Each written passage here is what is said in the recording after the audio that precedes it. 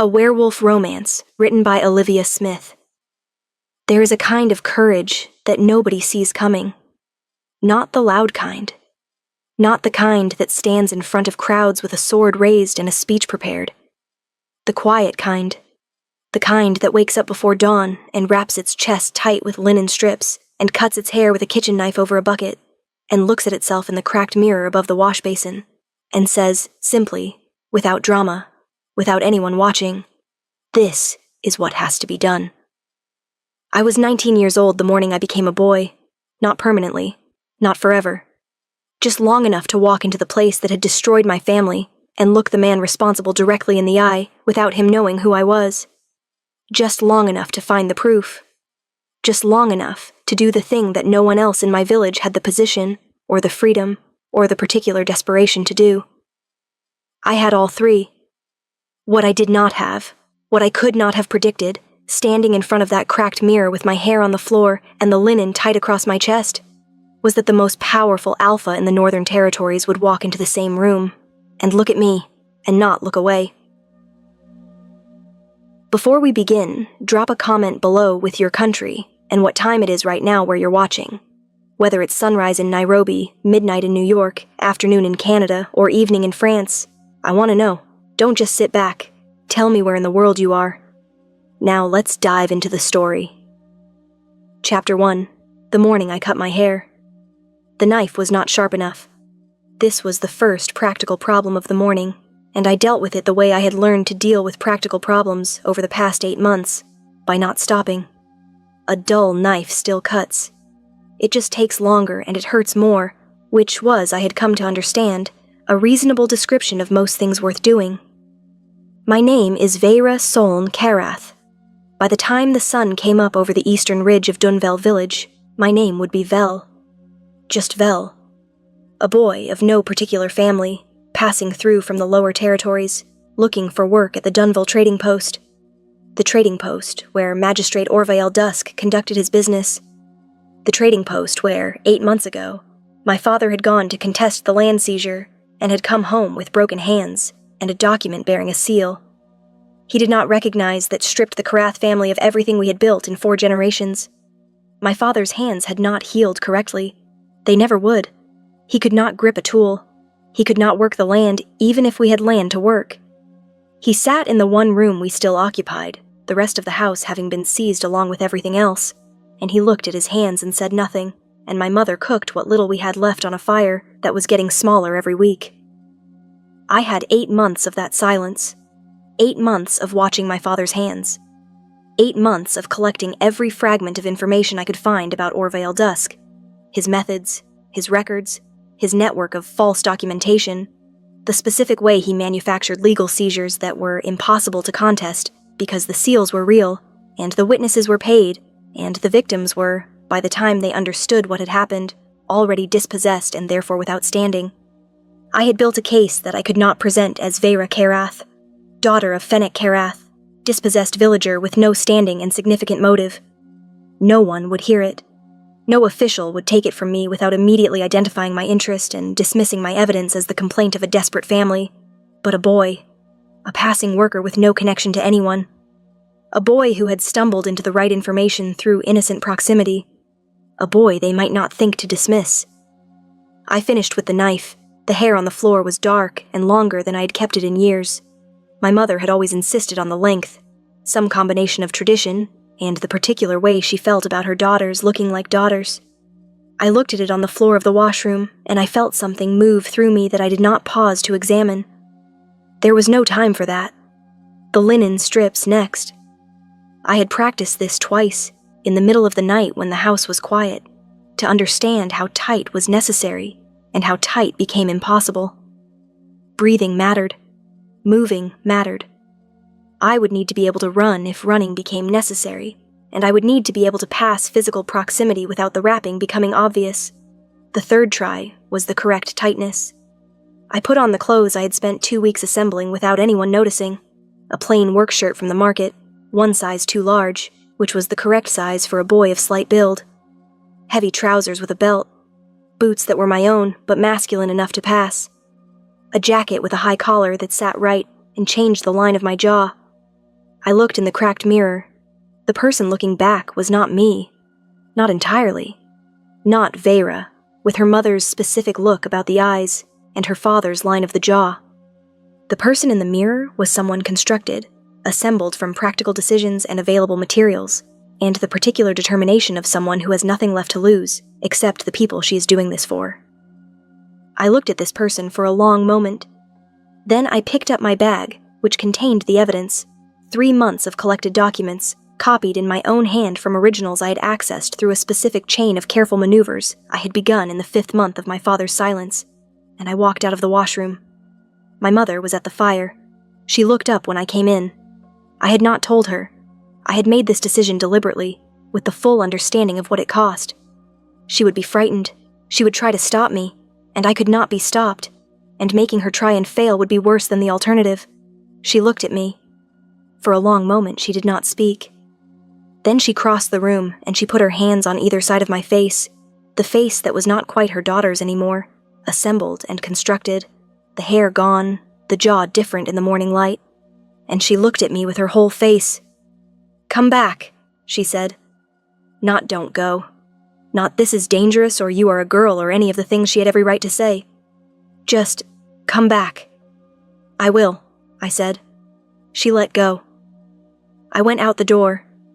The walk to Dunville Trading Post was 40 minutes on the Eastern Road, and I spent every minute of it becoming Vel. Not pretending, constructing. The walk first. Boys carry their weight differently, lower center, more swing in the shoulders, less precision in the step. I had watched this for months, cataloging it the way I cataloged everything that mattered, and now I let it settle into my body until it stopped feeling like performance. The voice. Lower than my own, not dramatically. I did not need theater. I needed plausibility. The specific register that sits at the bottom of my natural range and can hold there without effort. The name. Vel. 1 syllable, easy, common enough to be unremarkable. By the time the trading post came into view, a long, low building of dark timber at the junction of the eastern and northern roads, with 2 wagons outside and a knot of men near the loading dock. I was not Vera. I was Vel. I pushed the door open and walked in. The trading post smelled of sawdust and tallow, and the cold iron of the weighing scales that lined the eastern wall. There were 6 men inside, 2 behind the counter, 3 browsing the goods shelving, and 1 at the back table near the window. The one at the back table was Orvael Dusk. I knew his face from the description my father had given me in the one conversation we had managed about that day. My father, who did not talk about it, who sat with his broken hands and his silence, had described Dusk once, in pieces, in the specific way that people describe someone who has hurt them badly. A broad face, a gray beard, neat and deliberate. Eyes that were pleasant in the way of eyes that have learned that pleasantness is a useful mask. He was reading a document. He did not look up when I entered. I went to the counter and asked about work in the voice I had built on the road, and the man behind the counter looked me over with the specific assessment of someone evaluating a laborer's utility, and I stood under the assessment with the particular steadiness of someone who has already survived worse evaluations this morning. "What can you do?" the counterman said. "Carry," I said. "Load and unload. I have a good back and I don't complain." He looked at me for another moment. "Check back Thursday," he said. I nodded. I turned to go, and the door opened. The man who came through it was tall, genuinely, structurally tall, with the specific presence that fills a doorframe not through width alone, but through some quality of density, of gravity, that precedes him into any room he enters. Dark coat, plain but fine. A jaw that looked like it had been carved from something that did not give. And eyes that moved across the room with the speed and precision of someone who reads spaces the way other people read text. Those eyes landed on me, stayed. Just for a moment, half a second, perhaps less. The kind of pause that happens when something registers before the mind has finished processing it.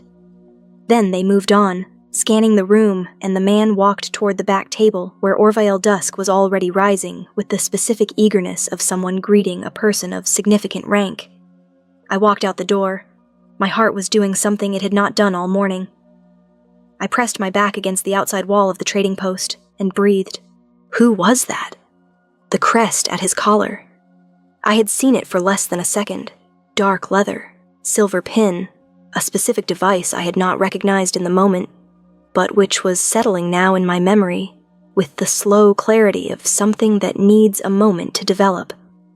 I knew that crest. Every person in the Northern Territories knew that crest.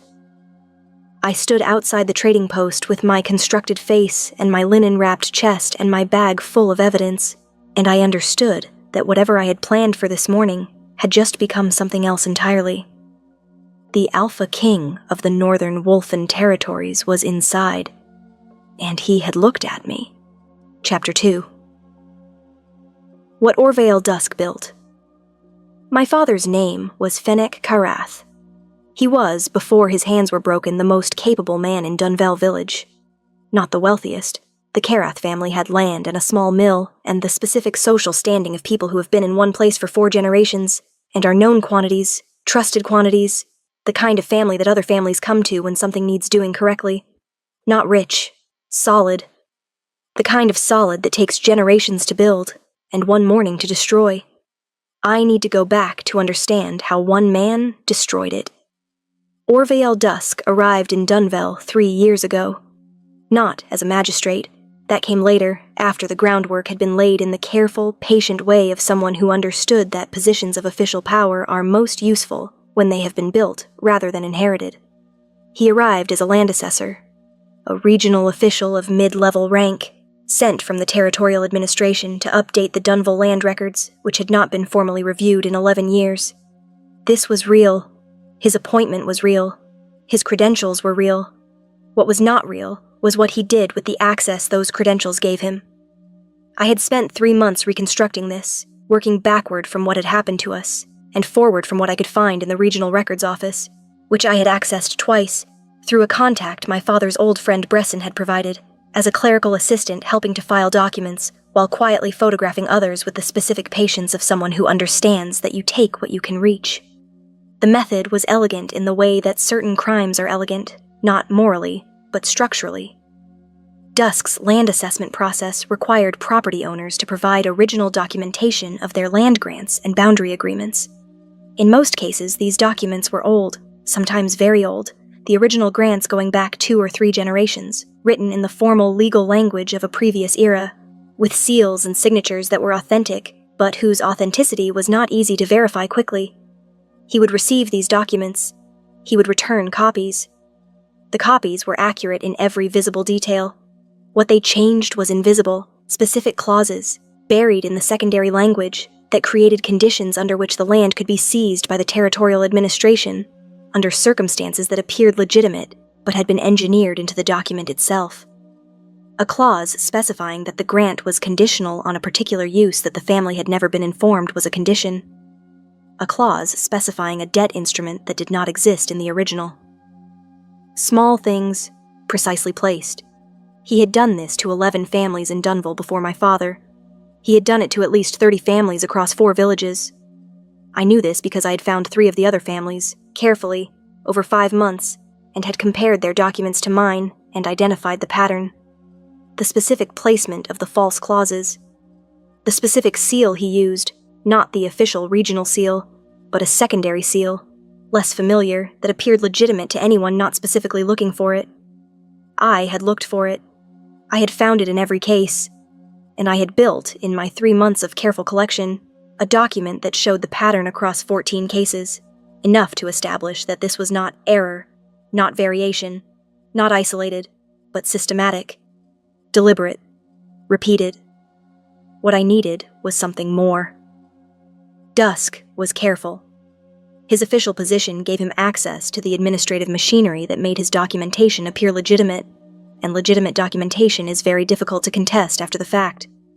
What I needed was not more evidence of what he had done in the past.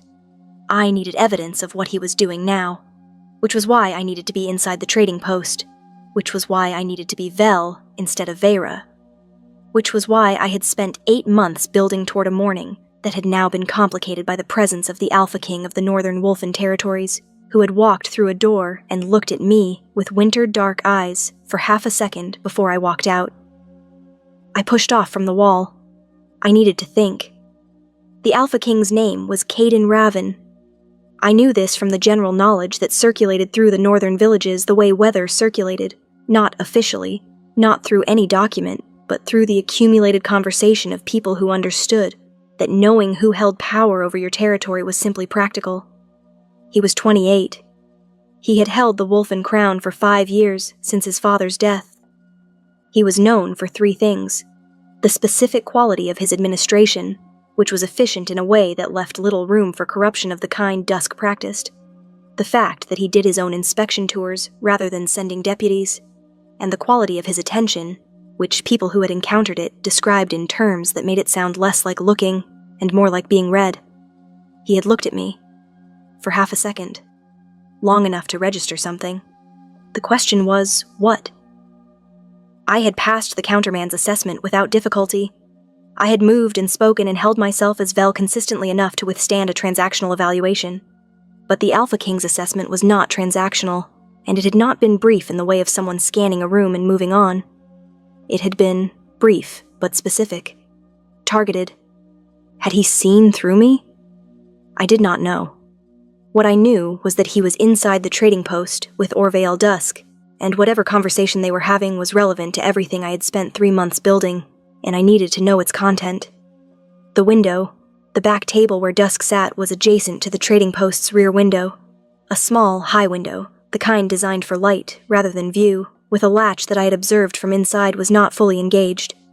2 months ago, when I'd been inside the trading post as Vera, before I had fully committed to the Vel approach, when I was still exploring less dramatic options, I had noted the window's latch in the specific way I noted everything that might eventually be useful.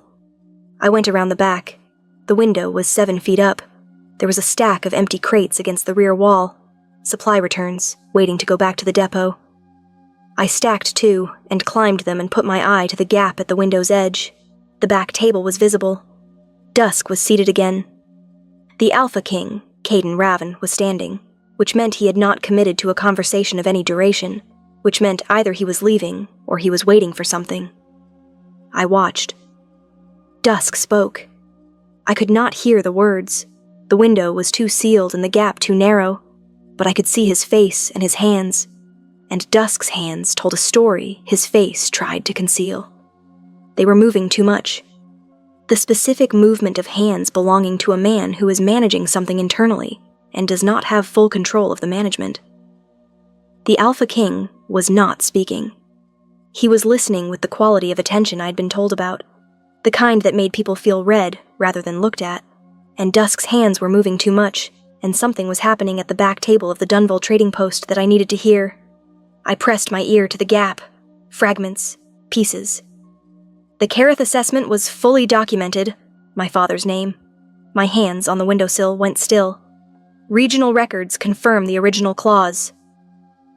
The original, the Alpha King said, and his voice was audible where Dusk's was not, carrying with the specific clarity of a voice accustomed to being heard clearly. Or your copy of the original? A silence. I pressed harder against the gap. Dusk's hands stopped moving. My Lord King, he said, and the pleasantness in his voice had a new quality, thinner, with effort visible underneath it. I don't understand the distinction you're... I think you do, Cayden Raven said, and then he turned and looked directly at the window. Directly at me. I dropped off the crates. Chapter 3. What the king already knew I was moving before I had consciously decided to move. Not running. Running was the wrong choice. Running confirmed guilt and invited pursuit, and I was in a village where I was not yet known as anything other than Vel, the boy from the lower territories, and running would change that immediately. Walking. Fast, but walking. Around the side of the trading post and back to the eastern road and down it with the specific, purposeful stride of someone going somewhere they need to be. Behind me, nothing. No footsteps, no shout, no door opening. I kept walking.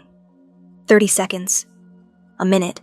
The trading post was behind a turn in the road, and I was past the turn, and the road ahead was empty in both directions, and the frost on the verge was catching the morning light, and nothing was following me. I stopped. I breathed. He had looked directly at the window.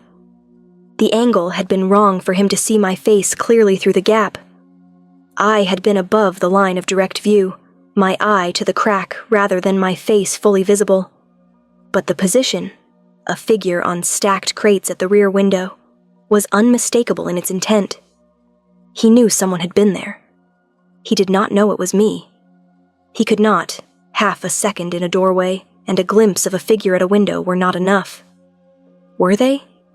I thought about the quality of attention, the thing people described as being read rather than looked at. I did not know. What I knew was that the conversation I had partially heard was significant in ways I had not anticipated.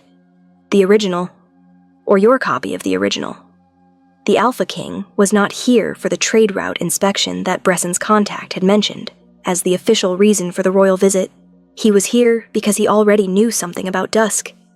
He was here because his own investigation had reached Dunvel. He was 3 months behind mine. Or I was 3 months ahead of his. The distinction mattered. I went to Bresson's house. Bresson was 61 years old and had been my father's closest friend for 30 years, and was the only person in Dunvel who knew I had been collecting evidence, because Bresson had been the one to give me the contact at the regional records office, and Bresson had not asked why I wanted it in the way that people who already know why do not ask. He opened the door before I knocked, wolf-hearing, mid-range expression, the specific quality of someone who has been listening to the road. He looked at me. Not at Vel. At me. Vera, he said quietly. Vel, I said. Inside, he said. His house smelled of wood smoke and the dried herbs his wife had hung from the kitchen rafters before she died, still there, years later, because Bresson had not moved them. He poured something hot into 2 cups, and sat across from me at the kitchen table, and looked at me with the specific attention of someone who has known you since you were born, and is currently seeing something that concerns him. The Alpha King is in Dunvel, I said. I know, he said. He arrived last night, stayed at the Way House on the North Road. 2 guards, which is less than usual, which means the visit is not official. He's investigating Dusk, I said. Bresson looked at me. How do you know? He said. I told him what I'd heard through the window. The specific phrasing, the original, or your copy of the original, and what it implied about the king's prior knowledge. Bresson was quiet for a moment. His man came to me yesterday, he said. I looked at him. A man named Seren, he said. Quiet, careful. Asked about land disputes in Dunvel over the past 3 years. I told him what I knew, which is most of it. He paused. I told him about your father. You told a royal investigator about my father, I said. I told him about 11 families, he said. Your father was one. He looked at me carefully. Vera. The king is already here. His man is already collecting information. You are not doing this alone anymore. I have been doing this alone for 8 months, I said. I know, he said. And you have built something. I have seen what you've built. The documents, the pattern analysis, the cross-referenced cases. It is more than his man has, I would wager. But alone, it does nothing. Evidence needs a mechanism to act on it, and the mechanism in this territory is the Wolfen Crown. I looked at my hands on the table. The problem was plain. To give the evidence to the Alpha King, I had to approach him. To approach him as Vel was a lie compounded on everything else. To approach him as Vera meant discarding the disguise before I had finished what the disguise was meant to accomplish. And I had not yet gotten close enough to Dusk to obtain what I had come to the trading post for this morning. The trading post's back office. Dusk kept his working documents there, not the official records, which were housed at the regional office. His working documents. The ones that showed the process, the unsealed originals, the drafts of the false clauses before they were finalized. I had reason to believe they were there because 3 months ago, one of the families Dusk had dispossessed, the Volnek family from the next village, had described being summoned to the back office to sign documents that they had not been permitted to take away or read carefully. Documents existed in that back office that did not exist in any official record. I needed them. Give me 1 more day, I said. Bresson looked at me. 1 day? I said. I need to get into the back office of the trading post. If I can get the working documents, the case is complete. Then I bring it to the king with everything." "And if he sees through the disguise?" Bresson said. "He won't," I said. Bresson looked at me with the specific expression of someone who has known you for your entire life, and is therefore aware that what you just said is not true. "One day," he said. "And Vera." He paused. "He already looked at you once. Be careful what you let him look at." I stood. "He looked at a boy from the lower territories who was asking about work," I said. "He looked," Bresson said, "at you. What he decided he was seeing is a different question." I went back out into the morning. One more day. The back office, and the Alpha King, somewhere in Dunvale Village, already 3 months into an investigation that I'd been running for 8, and aware, I was increasingly certain, of more than he had revealed at the back table. I adjusted the line of my jacket. I walked back toward the trading post. Chapter 4. Vel gets the job. The counterman's name was Harwick. I learned this from the conversation he was having with the delivery man when I pushed back through the trading post door at the 9th hour, 2 hours after my first visit, with the specific, purposeful manner of a boy who has assessed his options and decided this is the best one. Harwick looked at me. "You again," he said. "You said Thursday for work," I said. "It's not Thursday, but your loading dock has 3 wagons on it and 1 man and they're full, and I have nothing else to do today." He looked at the dock through the window, then back at me. "Half rate for today," he said. "If you're useful, I'll put you on the regular Thursday rotation." "Fair," I said. He was not going to get the Thursday rotation from me. What he was going to get was 4 hours of genuine loading work. I was not going to perform the job. I was going to do it, because half-performed work gets noticed, and noticed workers get watched, and watched workers do not get near back offices. I worked. The wagons were full of dry goods, sacks of grain, crates of preserved food, bolts of heavy cloth for winter. The loading dock work was exactly what it appeared to be. Heavy, repetitive, requiring a strong back and no particular skill. I had both. The other dock worker, a large, quiet man named something that sounded like Preth, assessed me once with a single look, and then went back to working, which was the best possible reception. I loaded and stacked and shifted, and said almost nothing, and let the hours pass. At the 2nd hour, Orvale Dusk came through the trading post and out to the loading dock to check a delivery manifest. He stood 4 feet from me and looked at the manifest, and spoke to Harwick about a discrepancy in a grain order. He did not look at me. I was a dock worker. I was furniture. I moved sacks and did not exist. He went back inside. At the 3rd hour, I maneuvered. The loading dock connected to the trading post's rear storage room through a wide internal door, wide enough for the large wheeled trolleys used to move goods from storage to dock.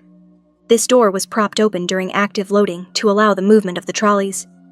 The storage room connected to the trading post's main floor through a regular door on its north wall, and the back office was off the main floor's north wall. Adjacent doors. A logical progression. I moved a trolley from the dock through the internal door into the storage room, as I had done 8 times in the past 3 hours. I unloaded the trolley into the correct storage section. I wheeled the trolley back toward the internal door. I did not go through the internal door. I went to the north wall door instead. The trading post's main floor was visible through the door's small window. 3 customers, Harwick behind the counter, no one near the north wall. I opened the door. I crossed the main floor in the specific, purposeful stride of a dock worker moving between tasks, which is invisible because purposeful movement in a working environment is the expected state, and therefore unremarkable. The back office door was to my left, closed, but not locked. The latch was the simple pull-bar type, no key required from the inside. I pulled it. I went in. I closed it behind me. The back office was smaller than I expected, and more organized than I had hoped. Organized in the specific way of someone who is careful about what can be found, which meant that the obvious surfaces were tidy, and the less obvious ones required attention. I went to the less obvious ones. Under the desk, a locked case, but the lock was the type that could be released with a thin implement, and I had the wire from the previous job in my jacket pocket. 30 seconds. The case opened. Inside, documents. Unsealed working documents. Corrections in the margins, crossed-out clauses. the unfinished language of something being constructed rather than finalized. I could not take them. Missing documents would be noticed immediately. I could not copy them here. No time, but I could read them. And I had over 8 months of training my memory for exactly this purpose, the specific capacity to read something once and hold it. I read 15 documents, working drafts of false clauses, with the names and dates of the families they had been applied to. Not the 14 cases I'd already documented. 23 new ones. 23 families I'd not known about, in villages I had not reached, with the same pattern applied with the same precision. I was reading the 11th document when the back office door opened. I did not look up immediately. I did what someone caught doing something they should not be doing almost never does. I finished the sentence I was reading, committed it to memory, and then looked up. Caden Raven was standing in the doorway. Not Harwick. Not Dusk.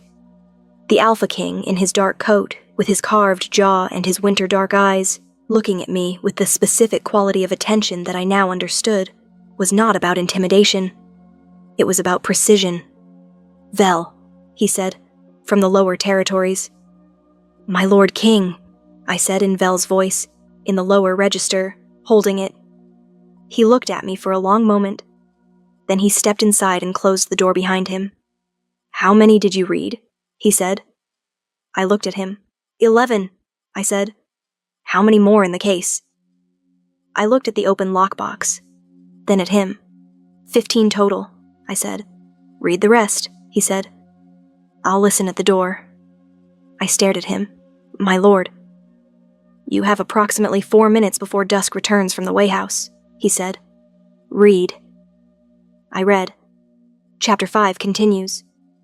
Chapter 5, What He Knew and Did Not Say. 4 minutes and 12 seconds.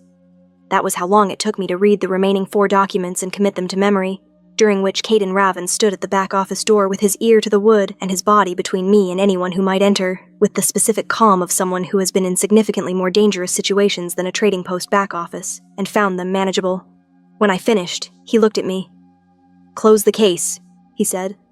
"Exactly as it was." I closed it. Exactly as it was. Lock re-engaged, position restored. The specific way the dust had been disturbed when I opened it, smoothed back with the flat of my hand. He opened the door. We walked out of the back office with the same purposeful working stride, and across the main floor and through the north wall door into the storage room. And he moved through the space with the same invisibility I had been practicing for 3 years, which told me that the Alpha King of the Northern Wolfen territories had done this particular kind of work before, and had not forgotten how. On the loading dock, Preth was still moving sacks. He did not look at us. Caden Raven walked to the end of the loading dock and down the side steps and into the yard behind the trading post, and I followed, because there was nothing else to do. He stopped at the far end of the yard, against the fence. He turned. He looked at me. I held Vel. The stance, the voice register, the specific quality of a boy who is slightly uncertain of his position, but not alarmed. I held it with everything I had. He looked at me for 10 seconds. Then he said, in a voice low enough for only me, "You were at the window this morning." "I don't know what you mean," I said. "You were on the crates at the rear window," he said. "You heard part of the conversation." He paused. "You have been building a document case on Dusk for at least 3 months, possibly longer. You came here today to access the back office. You read 23 previously undocumented cases in 4 minutes, and you held all of them." He paused again. "And you are not a boy from the lower territories." The yard was quiet. A chicken moved through the far corner with the specific indifference of chickens to everything happening around them. "I am Vel," I said. "You are," he said. "Someone who cut their hair this morning. The back of the neck has a specific line when the cut is recent and self-administered." He paused. "And the wolf knows."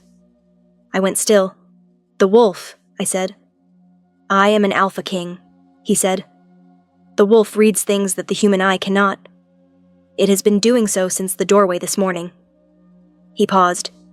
"I knew in the doorway. I did not know why, and I did not know who." "I knew what?" "The linen wrapping, the constructed walk, the lowered voice.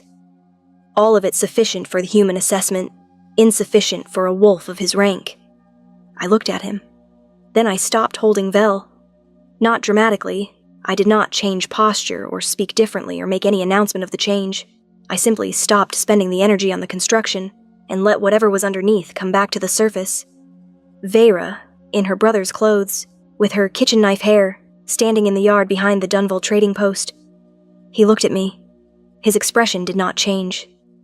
This was the thing. There was no surprise because there was no surprise available. He had known. But there was something. A shift in the quality of his attention, not toward warmth, but toward something that could eventually become it. A recalibration of what he was looking at, now that he was looking at it plainly. "What is your name?" he said. "Vera Soln Karath," I said. "How long have you been building the case?" 8 months, I said. "I have been building it for 3, he said. "What do you have that I don't?"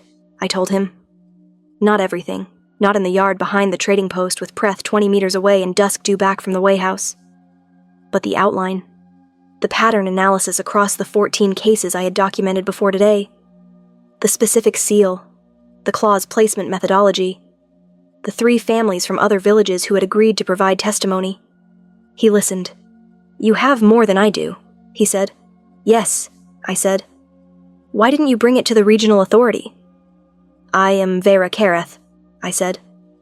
"Daughter of Fennec Karath, dispossessed by Orvale Dusk's process 8 months ago. I have significant motive and no standing. Any submission I make as myself is immediately contestable." "So you made yourself someone else," he said. "I made myself someone who could get close enough to find the last pieces," I said. "The back office documents. I had the pattern. I needed the evidence of active process." I paused. "I have it now."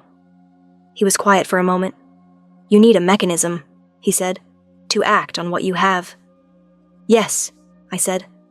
"I am a mechanism," he said. I looked at him. "You are the Alpha King," I said. "Yes," he said. "Which means that what you hand me directly, as yourself, as Vera Karath, dispossessed party with documented evidence, is not a complaint that can be dismissed. It is testimony to the Crown. It carries different weight." "You would receive it," I said. "I am receiving it now," he said. The yard was still. The chicken had completed its circuit and returned to the corner. "What happens to dusk?" I said. "Today, nothing," he said. "Today I go back to the weighhouse, and my man Seren compiles what we have collected. Tomorrow I will want to sit with your full documentation." He paused. "Can you bring it to the weighhouse tonight?" "Yes," I said. "Come as yourself," he said. I looked at him. "My Lord King," I said. "I have been Vel all morning. Harwick on the counter is expecting me back on the dock." Something at the corner of his mouth moved. "Finish the dock work," he said. "Half rate is not nothing, and Preth needs the help." He paused. "Come tonight?" He walked back toward the trading post. At the side steps, he stopped and turned.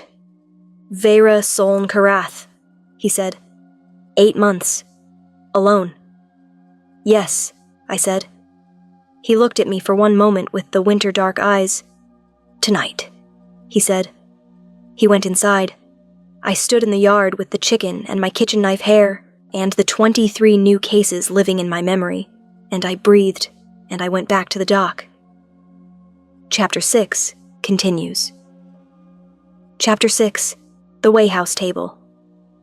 I came to the weighhouse as Vera, not a performance of Vera, not constructed and assembled the way Vel had been. Simply myself, in the clearest sense of what that meant after 8 months of accumulating purpose and 3 years of watching my father's broken hands. My mother had looked at me when I came back to the one room at the end of the dock work. She had looked at the day on my face, the weight of it, the specific quality of a day that has contained more than it should, and she had not asked questions. She had given me the bag of documents, which I had kept hidden in the wall above the washroom window. She had pressed my hands once. I had gone to the weighhouse. Seren met me at the door.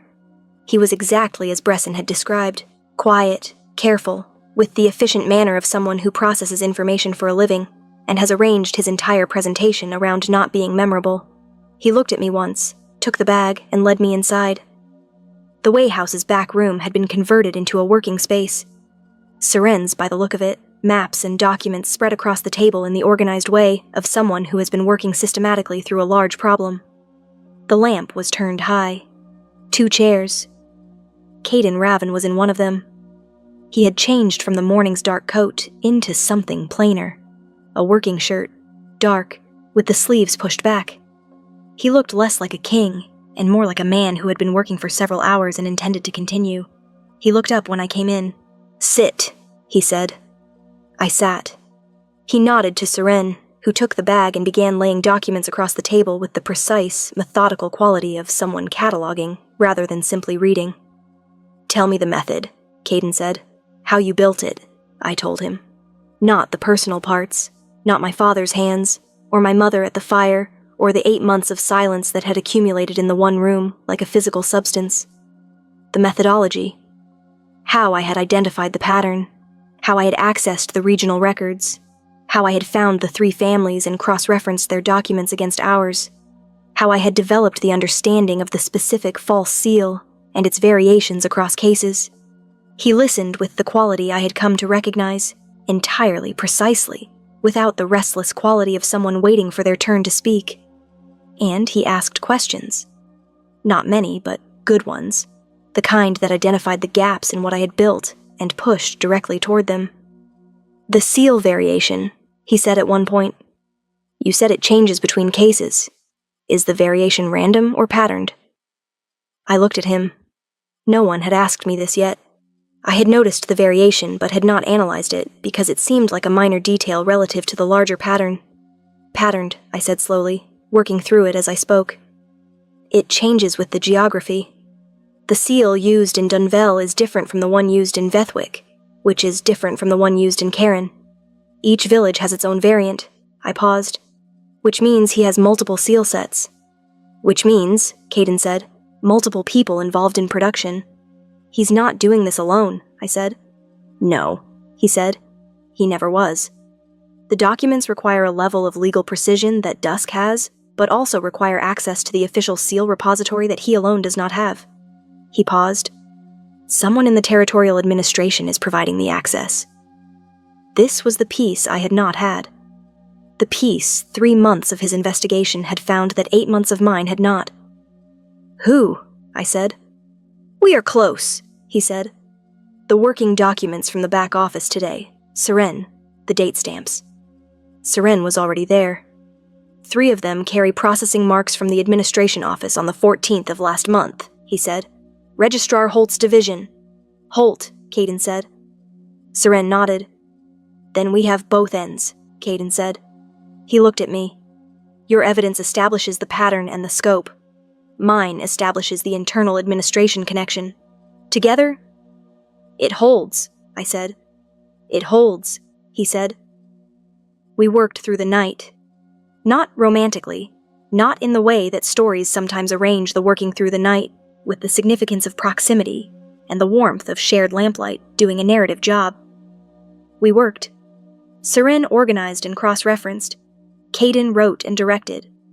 I read from my memory of the back office documents and answered questions and occasionally pushed back when I thought the framing of something was weaker than the evidence warranted, which happened 3 times, and each time he looked at me with the specific attention and then adjusted the framing. He did not perform the adjustment.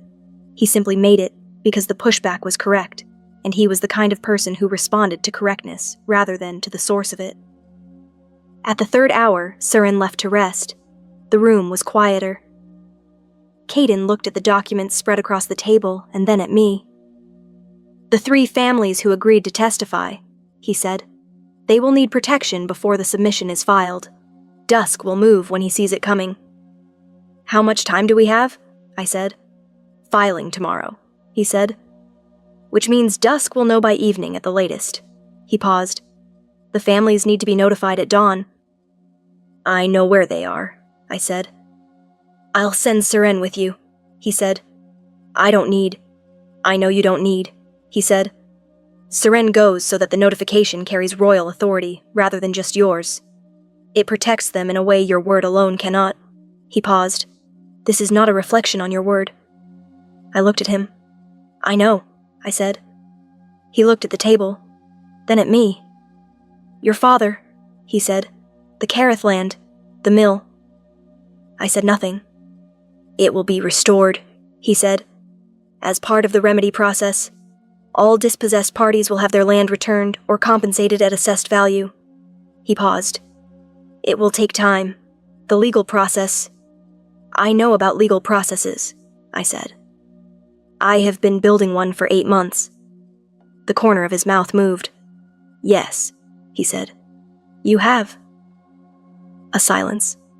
Why did you help me in the back office? I said. You knew I was not who I said. You could have removed me. Reported me to Harwick. Let Dusk find me there. He looked at me. You were reading documents that my investigation needed, he said. And you were reading them faster, and retaining more than any trained intelligence officer I have. He paused. I am not going to interrupt something useful because the person doing it is not what they appear. That is a very practical reason, I said. Yes, he said. Is it the only one? I said. He looked at me for a long moment. The lamp between us was burning low. The documents covered the table. Outside, the Way House was quiet, and the village was dark, and the night had gone past its middle point toward the first suggestion of morning. No, he said. One word. Simple. With the specific weight of something true that has been held and is now set down plainly. I looked at him.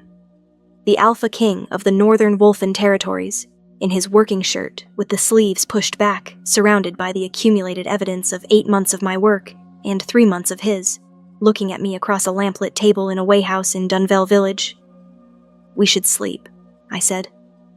Dawn is in 3 hours, and Seren and I have 3 families to notify. Yes, he said. He stood. He paused at the door. Vera Soln Karath, he said. Not a question. Just the name, spoken in his voice, which carried with the specific clarity of a voice accustomed to being heard. My Lord King, I said. Caden, he said. In this room. He left. I sat at the table, and I looked at my hands, and I thought about my father's hands and what was coming for Orvale Dusk, and I breathed, and outside the Way House window, the dark was just beginning, at its very easternmost edge, to think about morning. Chapter 7 continues. Chapter 7, The Filing and What Followed. Dawn came, and with it, movement. Seren and I left the Way House at first light and went to the 3 families in sequence, the Valneks in the next village, the Korath family in the southern district, and the elderly Bresson himself, who looked at Seren's royal seal with the specific expression of a man who has been waiting a long time for official weight to arrive behind what he already knew. Each notification took less than 20 minutes. Each family received the same information. Royal protection, beginning immediately. Do not go to the trading post. Do not contact Dusk. Expect a formal summons within the week. Each family responded differently. The Valneks wept, not from sadness, from the specific relief of people who have been holding something enormous for a long time and have just been told they can put it down. The Koraths were practical. They wanted to know the timeline, the legal mechanism, the specific form of the remedy process. Seren answered with patient precision. Bresson looked at me when Seren had finished the formal notification. Just at me, not at Seren. With the 61 years of knowing me in his face. Well done, he said, quietly. Just for me. I could not speak for a moment. Tell my father, I said. Not what I did. Just tell him something is coming. Something good. I will, he said. We returned to the Way House at the 8th hour. Caden had the completed filing ready. Seren reviewed it, the last pass before submission, the specific quality of someone checking that every piece is in the right place, and the structure will hold the weight it needs to hold. Ready, Seren said. Caden looked at me. You should be present for the submission, he said. As a named complainant in the Karath case, it gives the filing a human face and anchors the testimony. As Vera, I said. As Vera, he said. I had come to the Way House that morning as Vera, in my own clothes, with my kitchen knife hair and my plain face. There was nothing to take off or put down. I was simply myself, as I had been for most of the night, and the submission would be filed with my name on it, in the specific way that names on official documents carry the weight of the person behind them. We went to the regional administration office at the 9th hour. The administrator on duty was a junior clerk who had not been informed of the visit and who experienced upon opening the door to find the Alpha King of the Northern Territories standing in his doorway with 2 companions and a filing of considerable thickness, a visible recalibration of his expectations for the day. He took the filing. He logged it. He provided the official receipt. Caden looked at the receipt and handed it to me. "Yours," he said. I held it. The paper was ordinary, administrative stock, standard form, the specific weight of bureaucratic documents that are otherwise entirely unremarkable. But it had my name on it. Vera Soln Karath, complainant. And beneath my name, a list of 37 other names. Every family we had documented, every case built from both investigations combined. 37 families. I looked at the list for a long time. What happened next moved faster than I had understood legal processes moved, which told me that the Alpha King had prepared more than the filing itself, had prepared the mechanism to receive it, the administrative authority to act on it immediately, rather than after the usual review periods. By midday, Orville Dusk had been summoned to the administration office. He arrived in his good coat. He arrived with the pleasantness intact, the controlled face fully deployed, with the specific quality of a man who intends to manage this, the way he had managed everything else for 3 years. He was shown into a room where Caden Raven was waiting. I was not in the room. Seren was. I waited in the corridor and listened to the muffled architecture of a confrontation I could not fully hear, which was, I realized, the appropriate mirror of the morning at the trading post window. The other side of the glass, the information arriving in fragments and requiring construction. After 40 minutes, the door opened. Dusk came out. He was in the same coat. The pleasantness was gone. Not replaced by anything dramatic, not rage, not despair. Simply absent, the way a mask is absent when there is no longer any point in wearing it. He was an older man without his armor, and what was underneath the armor was smaller than the armor had suggested. He did not look at me. He walked past me in the corridor, and 2 of the regional authorities' officers fell in on either side of him, and they went down the corridor together and out of sight. Caden came out of the room. He looked at me. "Holt at the administration is being processed separately," he said. 3 of Dusk's associates in other villages have already been identified. The regional authority will handle the extended network. He paused. "It will take time, but it will hold." "Will the land be restored?" I said. "Yes," he said. "When?" "The first remedies within the month," he said. "The legal process for full restitution across all 37 cases will take longer. 6 months, perhaps 8. 6 to 8 months. My father's hands would not heal in 6 to 8 months. They would not heal at all. But the land would come back. The mill would come back. The 4 generations of building that Orville Dusk had destroyed in a morning would not be entirely gone. Something moved in my chest. Not relief, something more complicated. The specific feeling of a long effort completed, which is not simple joy, but something that contains everything the effort cost alongside what it produced. "Thank you," I said. "You built this," he said. "We built the end of it," I said. "Together." He looked at me. "Yes," he said. "Together." Chapter 8 continues. Chapter 8. What the Wolf Decides. 3 days passed in Dunville. Caden did not leave. The official reason was the extended inspection tour. There were legitimate administrative matters in the Dunville district that required royal attention, now that the Dusk case had opened the question of how deeply the false documentation had penetrated the local land records. Seren worked through these with the methodical patience of someone who understood that cleaning up after a 3-year systematic fraud was not a quick process. Caden worked alongside Seren for parts of each day. For other parts, he was elsewhere. On the second morning, he was at Bresson's house when I arrived to see Bresson. He and Bresson were at the kitchen table with cups of something hot, talking with the specific quality of 2 people who have found each other's company unexpectedly compatible. Bresson looked up when I came in, and did not hide the expression he was wearing, which was the expression of someone who has formed a strong opinion and is enjoying having it confirmed. On the second afternoon, I found him on the Eastern Road, walking alone in the direction of the ridge. I did not plan to join him. I was going to the Valnek family to follow up on a question about their documentation. The Eastern Road was the route. We walked together for 20 minutes without prearrangement, and without discussion of the fact that we were walking together. We talked about the ridge. He had not been to the Dunville District's Eastern Ridge before, and I had grown up on it, and I told him about the specific quality of the view from the top in winter versus summer, and the way the frost patterns on the rock face changed across the season. He listened with the quality I had come to recognize as genuine interest, not performed. He asked about the geology. He had some knowledge of Northern Territorial geology that surprised me, and that he explained simply, "I prefer to understand the physical structure of the territory I govern." On the third morning, I went to my parents' house. Not the one room, the house, the full house, or what remained of it. The 3 rooms still sealed under Dusk's administration had been formally reopened, pending the remedy process, and the seals were gone, and my mother had gone back in on the previous evening, and had stood in the largest room, the main room, where the family had spent its winters for 4 generations, and had not spoken. My father was in the chair by the window. He was looking at his hands when I came in. I sat across from him. He looked up. I told him. Not everything. Not Vel, not the disguise, not the back office or the Wayhouse table, or the 37 names on the filing receipt. I told him the essential truth, that the process had been documented, that the filing had been made, that the land would come back. He looked at me for a long time. "How?" he said. "Does it matter?" I said. He looked at his hands, then at me. "No," he said. "It doesn't matter."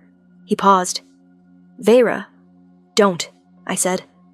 Not harshly. He closed his mouth. He looked at his hands again. The specific quality of looking at them that I had been watching for 8 months, the internal reckoning of a man whose body had been changed in a way that nothing could reverse. "The mill will come back," I said. "I know," he said. "You did that." "We will figure out the mill," I said. "Together." He said nothing, but he reached across the space between us and put one of his damaged hands on my arm. Not gripping. He could not grip. Just resting. The weight of it on my arm. I put my hand over his. We sat like that for a while. That afternoon, Caden found me at the eastern edge of the village, at the fence line where the Kareth land began. I was standing looking at it, the fields that had been standing empty for 8 months, unharvested and ungrazed, the specific look of land that has been waiting. He came and stood beside me. "The Vorn bloodline," he said, which meant nothing to me in context. "I'm sorry," I said. "Something Bresson told me," he said. "About your mother's family." He paused. "Do you know your mother's bloodline?" "Soln," I said. "My mother's name is Davil Soln Karath. The Soln family has been in the northern districts for wolf heritage," he said. I looked at him. "The Soln bloodline," he said. "It is documented in the northern pack records. A dormant line. It is not expressed in the past 2 generations. But dormant is not absent." I looked at him for a long moment. "My mother has never shown any sign. Dormant lines don't always show in the parent," he said. "They surface in the child. Sometimes without warning." He paused. "The wolf knew this morning in the trading post doorway. It registered you before the human eye had finished processing." "What does that mean?" I said. "It means," he said carefully, "that you are not entirely what you believed yourself to be." He paused. "It also means, and I want to say this clearly, so you understand that what I am about to tell you is separate from everything else, separate from the case and the evidence, and what you did here. The wolf has been responding to you since the doorway." I looked at him. "What does that mean?" I said again. Different question. I knew what it meant. I needed to hear him say it. "The alpha's wolf recognizes its mate," he said. "Not always immediately. Not always in a way the human mind is ready to act on. But the recognition..." He paused. "It does not ask permission. It simply knows." The empty field stretched before us, the frost on the soil catching the afternoon light. "I am a dispossessed farmer's daughter," I said, "from a village in your territory." "Yes," he said. "And a boy named Vel," I said, "for approximately 1 full day." The corner of his mouth moved, more than it usually moved, something closer to the full expression. "Yes," he said. "That also." I looked at the field. "I need time," I said. "To be Vera again, properly. Not the version of Vera that has been running an investigation for 8 months. The version that exists after it." I paused. "I don't know yet what that version is." "I know," he said. "You are very patient," I said. "I have," he said, "significant motivation." I looked at him. He was looking at the field with the specific quality of someone who is genuinely interested in the landscape, in the geology of it, in the physical structure of the territory he governs. "The mill will need repair before it can run," I said. "The wheel mechanism has been sitting idle for 8 months. The wood will have dried unevenly." "I know someone who works with mill mechanisms," he said. "Of course you do," I said. "It is a large territory," he said. We stood at the fence line of the Kareth family's land, empty and waiting and ours again, or close enough to ours that the distinction would resolve within the month, and the afternoon light moved across the frost and made it briefly gold before the sun continued its descent toward the western ridge. I breathed. For the first time in 8 months, I breathed without the specific weight of something enormous waiting to be done. It felt strange. It felt, under the strangeness, like the beginning of something. Chapter 9 continues. Chapter 9, The Hearing. The formal hearing was called for the following week. Not in Dunvel, in the Territorial Hall at Caverath, the regional seat, 2 days' ride north. A stone building of deliberate gravity, the kind of architecture that existed specifically to make the proceedings inside it feel permanent. 37 families. Not all of them could come. Some were too far, some too ill, some too old for the journey. But 17 came, and Seren had taken careful testimony from the others in advance, and the hall was full in the way that halls are full, when something that has been unjust for a long time is finally being addressed in a place with weight. I sat in the complainant section with my mother on my left, and Bresson on my right. My father had not come. His hands, the journey, the cold, the difficulty of travel when your hands cannot grip, had made it impractical. He had sent me with a written statement, his cramped and damaged handwriting pressing hard into the paper the way people write when the hand resists and the will insists. I held the statement in my lap. Orville Dusk was brought in at the 9th hour. He was in his good coat. The pleasantness was present, not the full version, not the confident version, but a residual version. The specific quality of a man who has spent 30 years wearing a face and cannot fully stop wearing it even when it is no longer useful. He sat across the hall from us. He looked at me, not with recognition. I had been Vel in every interaction he had witnessed in the trading post, but with the specific attention of someone trying to understand where the threat came from, and I was the only person in the complainant section he could not immediately categorize. I looked back. Not with anger, with the specific quality of someone who has spent 8 months understanding exactly what was done and is no longer afraid of the person who did it. He looked away first.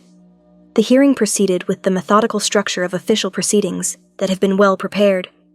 Seren presented the documentation, the full compilation of 37 cases, the pattern analysis, the seal variants, the back office working documents, the Holt connection at the administration office. He presented it in the organized, economical way of someone who had spent 3 days making sure the structure would hold. Caden Raven presided. He was not in the working shirt. He was in the formal dress of his role, not ornate, but precise, with the wolfen crown crest visible, and his bearing organized around the specific quality of the presiding authority. He was the same person who had sat across a lamplit weighhouse table from me, and listened to evidence and asked good questions and adjusted framings when the pushback was correct. But in the hall, that quality was expanded, not performed, but scaled. The same attention, the same precision applied at the level of a room full of 37 families and the mechanism of territorial justice. He called my name for testimony in the 2nd hour. I walked to the front. I stood and I told what had happened to the Kareth family, not with the emotional directness of personal injury, which would invite dismissal as bias, but with the same methodological clarity I had brought to the evidence collection. The sequence, the original documents, the copy returned, the specific false clause, the false seal. The morning my father came home with broken hands and a document bearing a seal he did not recognize. I told it plainly, without performance, the way truth should be told, in its own language, without decoration. The hall was quiet. At the end, Caden looked at me. "You identified the pattern across all 37 cases," he said. "Walk the hall through the methodology." I walked them through it. 15 minutes, every step, every cross-reference, every decision point in the construction of the evidence. The 3 families I had found and contacted, the records office access, the seal variant analysis. When I finished, the hall was still quiet. Not the quiet of discomfort, the quiet of people who have just heard something that reorganized their understanding. Dusk's advocate made the expected arguments. Chain of custody questions about the records office access, questions about my standing as a complainant. The standard architecture of legal defense, competently assembled. Caden allowed each argument its full expression. Then he addressed them. One by one, with the precision of someone who had anticipated each argument and had prepared for it without rushing the preparation. The chain of custody was supported by Seren's documentation. The standing question was addressed by the filing receipt, Vera Soln Karath, named complainant, testimony to the Crown, which carried different weight than a regional complaint and was not subject to the standing dismissal the advocate was attempting. At the 3rd hour, Dusk's advocate stopped making arguments. The hall was silent. Caden looked at the documentation before him, then at the hall, the 17 families, the empty chairs representing 20 more, the specific quality of a room full of people who had been waiting for a mechanism to arrive. He delivered the finding. Systematic fraud. 37 documented cases. Forced remedy, full land restitution or assessed compensation to be completed within 90 days. Criminal referral for Dusk and Holt. Formal censure of the regional administration process that had permitted the access. A review mechanism to prevent future recurrence. Each element precise and final. When he finished, the hall stayed quiet for a moment. Then the Valnek family's oldest son, a man of 50 with the specific bearing of someone who has been carrying something heavy for 3 years, put his face in his hands. Not from sadness. I knew the difference. I looked at my mother. She was looking at the hall with her whole face open. The specific quality I associated with her at moments of enormous things. The way she looked when something true arrived that had been a long time coming. She took my hand. I held it. Outside the territorial hall, after the proceedings, the afternoon was cold and bright, and the sky over Kavrath was the specific blue of a winter day that has no clouds and has not yet decided to feel like spring. Bresson was beside me. He did not say anything. We stood in the winter sun and let the afternoon be what it was. After a while, Caden came out. He came down the steps and stood with us, not performing the informal, not making a statement of his willingness to stand in an ordinary afternoon with ordinary people. Simply standing. The way he moved through the world. 90 days, I said. 90 days, he confirmed. My father's hands, I said. I know, he said. Not as a dismissal of the irreversibility, as an acknowledgement. The same weight he had put on, I know before. The weight of someone who has heard something and fully received it, even when there is nothing to be done about it. We will manage, I said. Yes, he said. You will. He paused. You have been managing for 8 months with considerably less. I looked at him. What happens now? I said. He was quiet for a moment. The cases are filed, he said. The process is in motion. Seren will manage the implementation from the territorial office. He paused. I have to return to the Northern Court.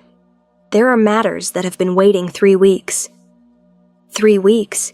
He had been in the Dunville district for 3 weeks, an extended inspection tour that had become something else, and now the something else was complete, and the practical reality of a king with a territory to govern was reasserting itself. When do you leave? I said. Tomorrow morning, he said. I nodded. "Vera," he said. I looked at him. He was looking at me with the winter-dark eyes and the carved jaw and the specific quality of attention that had been directed at me since a doorway in the Dunville trading post 3 weeks ago, and in his expression was the plain truth of what the wolf had known and what the man had been patient about. "The Northern Court is 2 days' ride," he said. "It is not far." "No," I said. "It isn't." "The mill mechanism specialist I mentioned," he said. "He is based at the court. He can be in Dunville within the week." "That would be helpful," I said. "I thought so," he said. Bresson beside me made a sound that was not quite a cough. I did not look at him. "Caden," I said. He looked at me. "Give me the spring," I said. "To watch the land come back. To watch my father sit in the larger room again, with his hands in his lap, in his own house. To be Vera, the real version, the version that comes after." I paused. "And then... ask me again." He looked at me for a long moment. "The spring," he said. "Yes," I said. "I will send the mill specialist Monday," he said. "Thank you," I said. He turned. He went back up the steps and into the territorial hall where Seren was waiting with the last of the administrative requirements. Bresson looked at me. "The spring," he said. "It's not long," I said. "No," he said. "It isn't." He paused. "He'll wait." "I know," I said. Chapter 10 continues. Chapter 10. What the land gave back. The land came back in March. Not all at once. Remedies for 37 families could not be processed simultaneously, and the Karath case, being one of the earlier documented ones, moved through the legal mechanism at a speed that still felt slow when you were the person watching the calendar. But in March, the Karath family land was formally returned. The document arrived on a Tuesday. Not the false kind. Not a copy with invisible clauses and an unfamiliar seal. A clean document, clearly written, bearing the correct seals of the territorial administration, and at the bottom, the Wolf and Crown's formal certification. My father held it. His hands could not grip properly. They never would. But he held it in the way that damaged hands can hold things, steadied rather than gripped, pressed between his palms. He looked at it for a long time. Then he looked up at me. He did not speak. He did not need to. The mill specialist arrived, as promised, the following Monday. His name was Drev, a compact man of about 50, with the specific manner of someone who has been fixing things for so long that fixing is simply how he sees the world, as a series of mechanisms waiting for the correct adjustment. He assessed the mill wheel in 40 minutes and declared it repairable, which it was, and began the repair process with the patient efficiency of someone who does not dramatize his work. My father watched. This was the unexpected thing. My father, who had been sitting in chairs and looking at his hands for 8 months, came to the mill on the first day and watched Drev work. He came back the second day. By the third day, he was talking to Drev about the mechanism, not in the broken, careful way of a man who has lost confidence in his own knowledge, but in the fluent, specific way of someone who has understood this particular mill for 30 years and has things to say about its particular character that a stranger would not know. By the end of the week, my father was at the mill every day. His hands could not hold the tools, but they could gesture. They could indicate. They could point to the exact location on the wheel where the uneven drying had created the specific stress fracture that needed addressing, and Drev would go to that precise location and find it exactly as described, and nod with the respect of one craftsman acknowledging the expertise of another. My mother watched this from the mill's doorway one afternoon, the two men in conversation over the mechanism, my father's damaged hands moving in the specific language of someone who knows what he is talking about. And she looked at me beside her with the expression she had worn at the Wayhouse filing moment. Something enormous arriving that had been a long time coming. "Vera," she said. "I know," I said. "Go," she said. Spring came to the Northern Territories in April, hesitantly at first, the way Northern springs always came, not with the generous warmth of southern seasons, but with the specific quality of warmth that has been earned. The frost releasing, the soil darkening. The first green at the field edges, tentative and certain simultaneously. I stood at the Karath field boundary on a Tuesday afternoon in April, and watched the first green and thought about what I'd said in Cave Wrath outside the territorial hall. Give me the spring. The spring was here. I had spent it watching my father rediscover himself at the mill. Watching my mother move through the full house again, all the rooms, reoccupying each one with the deliberate care of someone who understands that reclamation takes time and does not rush it. Watching Bresson in his kitchen with the dried herbs from the rafters, unchanged, as permanent as Bresson himself. Watching the Karath land return, the specific way that land returns when it has been properly loved before the separation, the way it remembers the hands that tended it even when those hands have changed. Watching myself. This was the hardest and the most necessary part. 3 years of watching my father's hands, and 8 months of building the case, and 3 weeks of the trading post, and the weigh house, and the filing, and the hall. And now the ordinary days that came after. The person who existed in the ordinary days after all of that. She was different from the person who had existed before. Not entirely. Not in the ways that mattered most. She still read everything, still cataloged, still had the specific quality of attention that builds cases from fragments, but different in other ways. More patient with the things that could not be rushed. More willing to let the ordinary days be what they were without immediately organizing them toward a purpose. More willing to hold the spring in her hands without turning it into a project. A rider came up the eastern road at the 5th hour. Not Seren. Seren I would have recognized from the distance. The specific way he sat a horse, economical and precise. This rider was taller, broader, sat the horse with the specific quality of someone to whom horses are simply the practical mechanism of moving between places, not a statement. He pulled up at the field boundary. He looked at the field, then at me.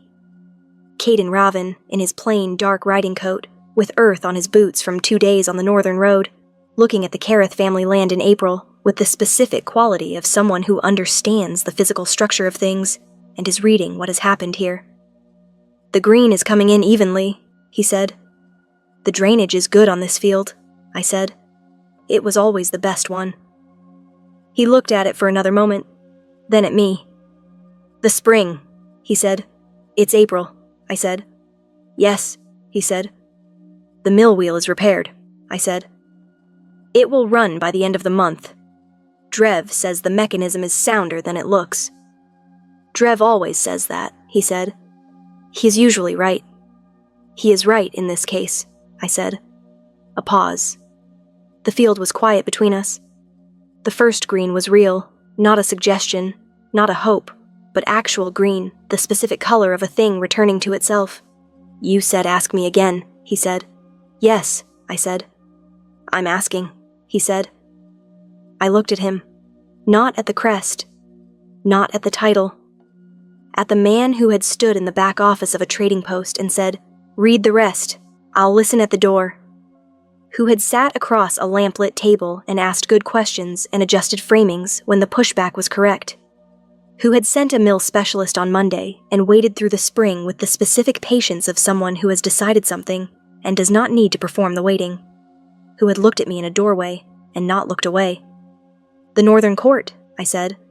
Is the library significant? Very, he said with the specific quality of someone who knows this is not the real question, but will answer it precisely regardless. And the territory, I said. You govern it yourself. You review the building plans. Yes, he said. I would want to understand it, I said. Not as a consort who is managed around the edges of things, as someone who knows what she is part of. Yes, he said, not a concession, an expectation. I looked at the field. My mother was at the house door. I could see her from here, standing in the doorway, with the afternoon light behind her, watching. She had the look she had worn at the mill, at the weigh house. In every moment that something enormous arrived, she lifted one hand. Not waving, just, yes. I looked at Caden. The wolf decided in a doorway, I said. Yes, he said. I am not the wolf, I said. No, he said. You are not. He paused. What did you decide? I thought about a cracked mirror and a kitchen knife and hair on a washroom floor. I thought about a boy named Vel, who existed for one full day, and accomplished what 8 months of being Vera could not accomplish alone. I thought about a weighhouse table and 37 names on a filing receipt, and a hall full of families who had been waiting for a mechanism and found one. I thought about my father at the mill, his damaged hands gesturing with the fluency of someone who had not lost the knowledge, only the grip. I thought about the spring and the first green and the specific quality of a thing returning to itself. I decided, I said, in a trading post back office, when you stood at the door and said, "Read the rest." I paused. A man who stands at a door so a girl he has known for 4 hours can finish what she started. That is not a small thing. He looked at me. "No," he said. "It isn't." I looked at him for a long moment. "Yes," I said. One word. Simple. With the specific weight of something true that has been held through a winter and a spring and is now set down plainly in the April afternoon. He dismounted. He stood at the field boundary beside me, not dramatically, not with ceremony, in the same plain way that he stood in every place he occupied, fully, precisely, without performance. We looked at the Karath land. The green was coming in evenly, as he had said. The drainage was good. The mill would run by the end of the month. Drev said the mechanism was sounder than it looked. Behind us, my mother had gone back inside. Above us, the April sky was the specific blue of a northern spring that has arrived without apology, in its own time, with the quality of something that cannot be hurried and does not need to be. "I want to see Dunville in summer," he said. "It is better than it looks in winter," I said. "Most things are," he said. I looked at my hands, the hands that had cut hair over a washroom bucket and wrapped linen too tight the first 2 tries, and built a case from 8 months of patient fragments, and read 23 documents in a back office in 4 minutes, and written 37 names on a filing receipt that was still, folded carefully, in the drawer of the table in my room. These hands. Mine. "Come and meet my father," I said. Caden Raven, Alpha King of the Northern Wolfen Territories, tied his horse to the fence post with the practical efficiency of someone who has tied horses to many fence posts, and walked with me across the field toward the house, where the mill could be heard at the end of the lane, and the windows were lit, and everything that had been taken was coming back, slowly, in the specific way of things that cannot be rushed. One day at a time. One step at a time. As it had always been going to. End.